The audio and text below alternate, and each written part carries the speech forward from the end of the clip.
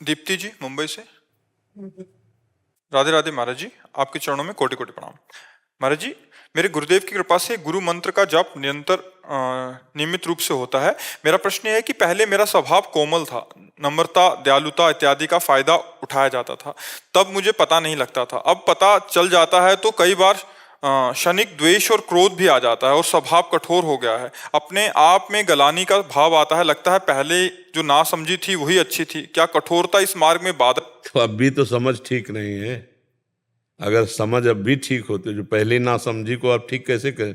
जब खुद समझ कह रही कि पहले ना समझते, अब उसे ना समझी को ठीक मान रहे हो, तो अब भी तो ना समझ ही हो। अभी कौन सी समझ सही हो गई? जिस दिन समझ सही हो जाएगी तो समझी और ना समझी दोनों से परे जो समझ है वही आनंदमयी है। अभी कैसा हृदय कठोर, कैसा हृदय विनम्र, सारा मायाकृत ही तो हृदय है। जितना हृदय है मायाकृत ही तो है। और आप गुरु मंत्र जप रही हो तो क्या कठोरता आ गई है? अभी कौन सी समझ जागृत हो गई? कौन सा शुद्ध ज्ञान हो गया है? कौन सी शुद्ध बात आपकी समझ में आई? अभी सही नहीं है। जहां संशय है वहां सही नहीं है। जहां अंदर निर्भय, निश्चिंत, निशोक, ये सही मार्ग है। निर्भय, निश्चिंत, निशोक, ये सही मार्ग है। आपको कैसे लगता है कि आप पहले सही थी अब गलत है? ऐसा कौन सी बुद्धि जागृत है जो पहले को सही कह रही, इतने दिन भजन करने के बाद अब बुद्धि को गलत कह रही? तो अभी सही बुद्धि नहीं आई है। समय पर हमें कठोरता की भी जरूरत होती है, समय पर हमें निर्दयता की भी जरूरत होती है, समय पर हमें दया की जरूरत होती है। जिस समय हमें जैसा स्वयं करना पड़ेगा हम वैसा करेंगे। बहुत देखो, संत हृदय दयालु होता है पर बहुत कठोर भी होता है। अगर अपने जनों को ऊपर चढ़ाना है सतमार्ग पे तो देखा जाता है कि बहुत ढिलाई कर रहा है, तो फिर न मुस्कुराहट है, न दया है, न करुणा है, भारी कठोरता का स्वरूप और निर्णय उनका बहुत कठोर होगा। अब आपको लगेगा दयालु संत होते कैसे? और इसमें परम दया छुपी हुई है कि उस जीव के पाप नष्ट करके उसकी मनोवृत्ति में जो गंदगी आई है वो तप के द्वारा भस्म करके भगवान की तरफ आगे बढ़े। तो हमें देखना होगा कि दयालुता, कृपालुता, मृदुता जो आप कह रहे हैं, कहीं वो विषय नहीं है क्या? कहीं वो विषय संबंध से तो नहीं है? आज भी मलिन बुद्धि उसका सहयोग करके कह रही ना समझी ठीक है। जो यही तो हो जाता है, अगर सही सत्संग ना मिला तो कुछ समय भक्ति चलने के बाद जब हृदय जलता है क्योंकि पाप नष्ट होते हैं, तो उसको लगता है यार इससे तो बढ़िया तब का जीवन था, जो मौज आती थी खाता था पीता था, जो मौज आती थी करता था। अब तो यार जल रहा हूं, भजन कर रहा हूं, फिर भी जल रहा हूं। और अगर सत्संग मिला तो उसको बात समझ में आ गई कि अब जल करके मैं पवित्र हो रहा हूं, मेरे पाप नष्ट हो रहे हैं, मैं भगवान की तरफ बढ़ रहा हूं। नहीं तो धोखा हो जाता है, जैसे ये सखी बोली ऐसे ही धोखा हो जाता। ऐसे नहीं, ये ना समझी बुद्धि का निर्णय है, ये समझदार बुद्धि का निर्णय नहीं है। आपको जो गुरु मंत्र मिला, जो नाम मिला, उसे सही ढंग से जपिए और आगे बढ़िए। निश्चिंत, निर्भय, निशोक, निर्विकार, ये भजन का फल है। पीछे की तरफ थोड़ी देखा जाता है, पीछे तो अंधेरा ही था, उसको हम सही कैसे कह सकते हैं जी।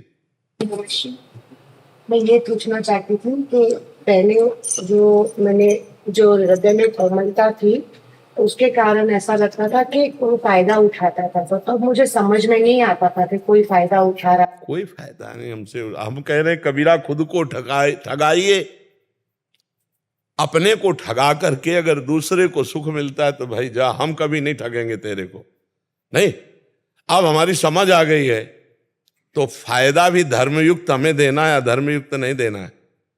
किसी को फायदा भी हमें कि भाई तू सुखी हो जाए, इसके लिए हमें धर्म की एक रेखा है, उसके अंतर्गत देना है, उसके विपरीत नहीं देना है। उसके विपरीत तो फिर पापाचरण माना जाएगा, वो दूसरे को सुखी करने वाली बात नहीं मानी जाएगी।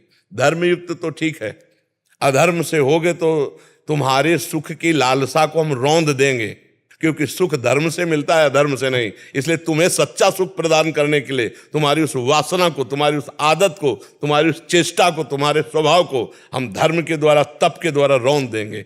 ये बात समझना है। ऐसा थोड़ी कि हमसे पहले कोई सुख भोग, तो सच्चिदानंद सुख की बात है। पार्थिव सुख तो मान लो आपका स्त्री शरीर है, आपकी तरफ कोई कुदृष्टि से देखे तो उसको हम फायदा उठाने देंगे क्या? उसकी दृष्टि को उसी समय हम रोकेंगे, क्योंकि वो दृष्टि अगर आगे बढ़ गई तो और भी खतरनाक हो जाएगी, औरों को भी दुख देने वाली बन जाएगी। इसलिए कानून के द्वारा, धर्म के द्वारा हम उसकी उस दृष्टि को रोकेंगे। हाँ, कोई हमारे धर्मयुक्त, जैसे हमारे धर्म की कमाई 100 रुपया है और कोई हमको ठग लेता है, 100 रुपया ले लेता है, हम नहीं नाराज होते, जाओ खाओ पियो जाके, ठीक है। अगली बार अगर आप चांस करोगे तो आपको इसका फिर दंड देंगे पीछे से और इसको भी जोड़ करके। एक बार तो क्षमा कर दिया, दूसरी बार नहीं, क्षमा इसलिए कर दिया अध्यात्म के प्रतीक है, एक सीमा तक, उसके आगे नहीं, उसके आगे फिर हमारा कोई प्रयोग नहीं कर सकता। ये बात बहुत सावधानी से देखना है। क्षमा भी एक सीमा तक है, एक सीमा के बाद जब हो जाएगा तो क्षमा फिर नहीं। भगवान भी एक सीमा रखे थे शिशुपाल की, 100 तक सुनेंगे तो 100 तक सुना, 98, 99 और जो ही 100 हुआ सो सुदर्शन चक्र से उड़ा दिया कि नहीं उड़ा दिया। तो क्षमा भी एक सीमा तक रखनी है, नहीं तो मान लो अधर्मी है वो बढ़ता चला जा रहा है, धर्म करता हम चुप होते चले जा रहे हैं। और देखो, एक 2 प्रकार से समझाया जाता है। एक तो शाम नीति के द्वारा समझाया जाता है, भाई हमारा विचार नहीं है कि हम आपसे लड़ें, इसलिए आप ऐसे समझ जाओ। तो ऐसे पवित्र बुद्धि वाला समझ सकता है जिसकी थोड़ी पवित्र बुद्धि होगी, और दुष्ट बुद्धि ऐसे नहीं समझता, वो ऐसे समझता है तो उसकी समझ में आ जाएगा कि इस गली नहीं जाना, खतरा है, नहीं इस गली सठे साठ्यम समाचरित। यदि दुष्ट स्वभाव वाला है, आपको भाई साहब आप ये जो छेड़ने की चेष्टा करते हैं ना, अगली बार मत करना, वो नहीं मानेगा। उसके लिए चाहिए कानून व्यवस्था, और 2 डंडा उसके जब पड़ेंगे ना तो अपने आप वो सही मार्ग में आ जाएगा।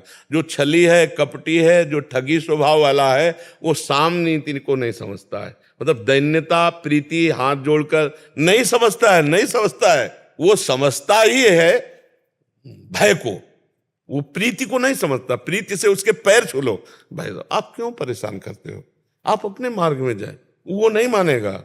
और जब ये समझ जाएगा कि हमारे गाल लाल हो जाएंगे तो हेरेगा नहीं उधर। ये तो हमको एक सीमा तक क्षमा करना है, और जब हमारे धर्म पे आ जाए, जब हमारी जान पे आ जाए, जब हमारे राष्ट्र पे आ जाए, तो क्षमा शब्द को गायब कर देना है। हमारा सिद्धांत जो शास्त्री भगवान श्री कृष्ण के वचनों के अनुसार है, एक क्षमा एक सीमा तक है, उसके बाद फिर नहीं, उसके बाद तो फिर दंड देंगे। हमारे पास कानून व्यवस्था है, हमारे पास भागवतिक बल है, हम उसके द्वारा तुम्हें शासन मिलेंगे। तो हमें यह लगता है कि अब बुद्धि ठीक है। ज्यादा हृदय कोमल होना, ज्यादा दयालु हो जाना, कहीं ना कहीं फंस जाना होता है, कहीं ना कहीं हम अपने धर्म से भी विमुख हो सकते हैं। हिरण के बच्चे में फंस गए महाराज भरत जी। आज के चरित्र में सुना, 3 जन्म लगे, भरत जी और हिरण और फिर जड़ भरत, तब ब्रह्मबोध हुए। तो दया बिना साधु कसाई, और दया करी तो आफत आई। बहुत थोड़ा समझ के दया का खेल खेलना है, नहीं तो दया बिना तो फिर क्या है, हृदय बहुत कठोर। और अगर दया करी तो उसमें भी संभल के खेलना नहीं। इतने बड़े महापुरुष को 3रे जन्म में भगवत प्राप्ति हुई जा करके। तो हिरण के बच्चे में फंसे तो अगला जन्म हिरण का हुआ, तो हमें थोड़ा समझना भी है।